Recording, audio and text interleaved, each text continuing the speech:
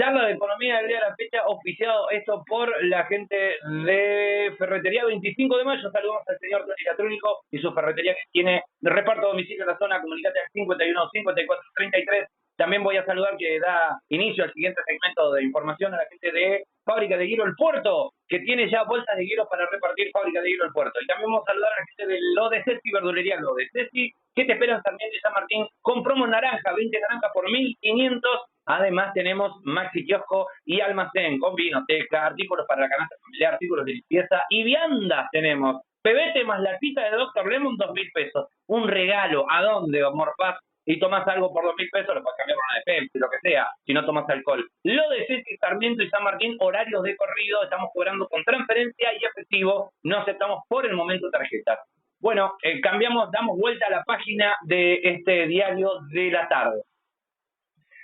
41 minutos pasan ya de la hora 18, un poco atrasaditos de hora, estábamos la charla con José, se nos fue un poquito lo de la pausa y ahora estamos nuevamente. Estoy en comunicación telefónica ya para empezar otra charla de economía con el profe Luis Laferrier. Profe, ¿cómo le va? Buenas tardes, ¿todo bien?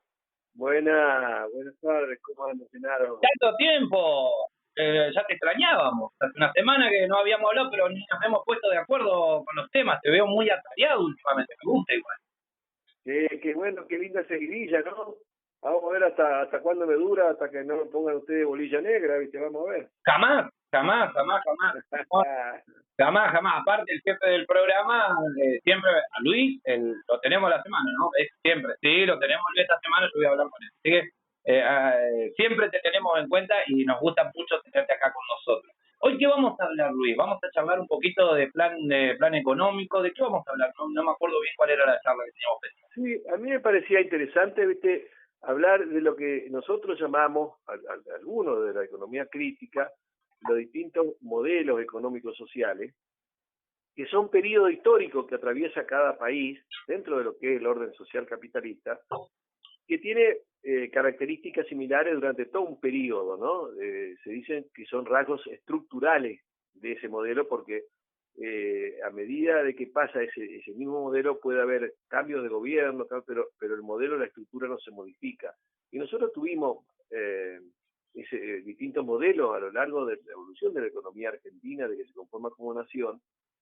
Por ejemplo, el conocido y muy popular llamado modelo agroexportador o modelo oligárquico agroexportador, que fue un poco el que caracterizó desde el punto de vista económico, social y político a la Argentina desde por ahí de la década de 1860, 1880 hasta la crisis del 30. Claro, 1880-1929, la 1880-1929, que es cuando la economía se inserta dentro de la División Internacional del Trabajo, ¿no? Como proveedora de materias primas. Bueno, estábamos en ATA que el vago estudió ese tema, así que qué bárbaro. Ese te lo dan, lo del modelo agroexportador, ese te lo dan hasta en matemáticas. Yo lo vengo dando desde la escuela, así que lo sabemos de memoria. ¿Cuál en tanto sería importar al exterior manufacturas industriales, pero también mano de obra de capital? Y después le comprábamos los insumos a Inglaterra, le vendíamos el cuero y le vendíamos el cuero a 10 centavos la tonelada y le compramos un zapato por 300 pesos. Una cosa así, ¿no? Exactamente, pero que es un lujo este periodista.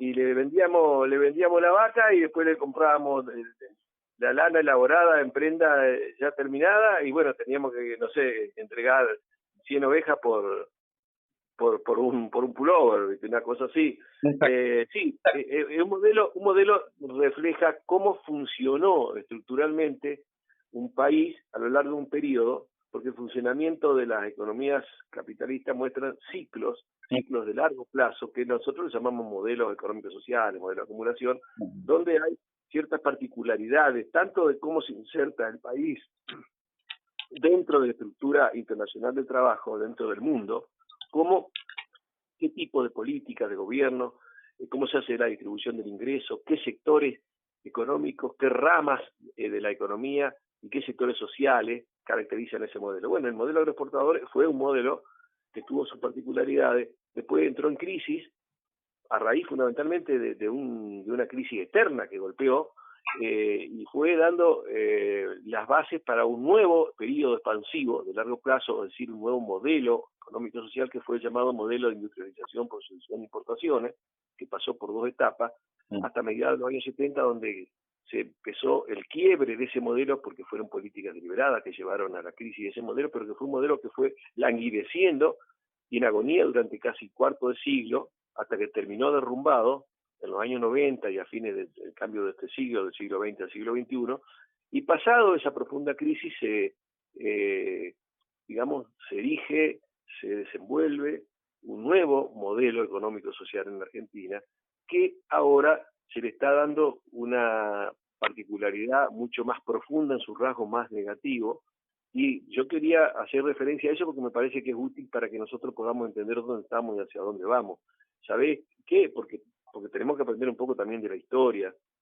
Nosotros vivimos ese modelo agroexportador porque en ese momento, cuando la Argentina se conforma como nación, se unifica el territorio, bueno, se pasan masacres internas, no solamente con los pueblos originarios, sino también las luchas fratricidas, que dejaron un país unificado y más allá de lo que la Constitución dice que somos federalistas, fue profundamente unitario, ¿no es cierto? El centralismo porteño fue el que fue definiendo en todo caso el rumbo, pero fundamentalmente a partir de los intereses extranjeros que son los que definen, ¿no? Porque nosotros somos un país desde el crecimiento periférico y dependiente, ¿no? Del capitalismo de los países centrales.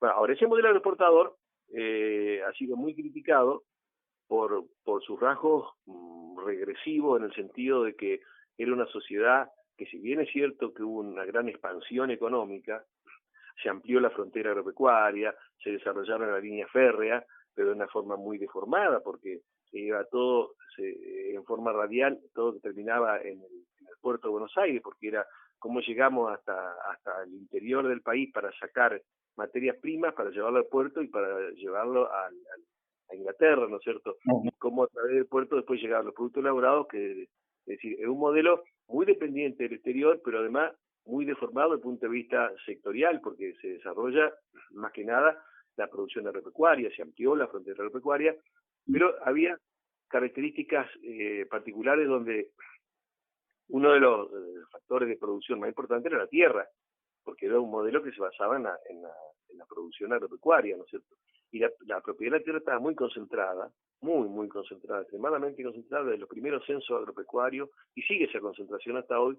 Se puede observar que el 5% de los establecimientos, o sea, los propietarios, son propietarios, el 5% de los propietarios son propietarios de más del 75% de la tierra, es decir, hay algunos pocos que son dueños de grandes extensiones de tierra, lo que se llama el latifundio, ¿no? Eso viene, digamos, es un tema de arrastre que viene de la división que quedó después de la campaña del desierto, ¿no? Se sentaron en una mesa y se dividieron entre 4 o 5 familias que manejaban el puerto de Buenos Aires, ¿no? Exactamente, y no eran solamente, esto es lo que se llama la oligarquía, ¿no? La oligarquía agroexportadora, pero esa oligarquía en todo caso era socia menor de los intereses ingleses, ¿no es cierto?, que eran dueños de las inversiones en los bancos, la inversión en infraestructura, la inversión en ferrocarriles, es decir, eran los que se llevaban la mayor parte de la torta y eran socios de la oligarquía agropecuaria. Claro. Pero, ¿qué pasa? Habían puesto un modelo de producción que era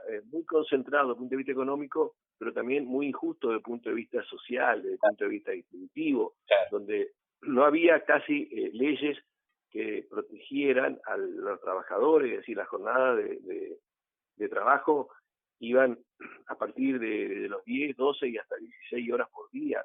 No había ni siquiera el descanso que podía haber dominical, es decir, no había derechos y había explotación de menores, es decir, era una sociedad donde unos pocos vivían como reyes, como los mejores reyes del planeta, pero a costa de la gran mayoría vivía mal, era sobreexplotada, no sé. Claro. Eso, de todas maneras, se fue edificando algunas cosas que dejó ese modelo, como puede ser el sistema educativo, como puede ser la infraestructura ferroviaria, hubo algunos avances, pero que se hicieron dentro de esta sociedad que era muy elitista, muy concentrada, y con una gran parte de la población que estaba excluida de los beneficios del progreso. Ahí estamos hablando de entre el 45 al 75, estamos hablando con él, ¿no?